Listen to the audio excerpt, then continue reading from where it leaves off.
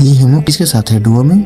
यार मैंने कहा ना, मेरे को वो लड़का बिल्कुल पसंद नहीं है। अरे यार बस मेरा फ्रेंड ही तो है। मैंने आपको कितनी बार बोला है, हमारे बीच कोई तीसरा नहीं आना चाहिए। आप उसको डिलीट कर रहे हो या नहीं?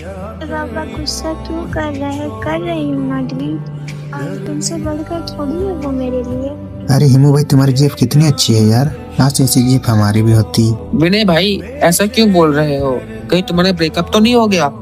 हाँ यार, उसने अपनी एक बेस्ट फ्रेंड के चलते मुझे छोड़ दिया। लेकिन यार तुम्हारे साथ उसने ऐसा क्यों किया, वो भी बेस्ट फ्रेंड के लिए? तुम इसे नहीं समझ पाओगे। मैं एक शायरी सुनाता हूँ, समझ सको तो समझना। था कोई मेरा जो इस दिल को जख्म दे गया, कि था कोई मेरा जो इस दिल को जख्म दे गया, जिंदगी भर रोने का कसम दे गया। लाखों फूलों में से एक फूल चुना था, कि लाखों फूलों में से एक फूल चुना था, जो कांटों से भी गहरा जख्म दे गया।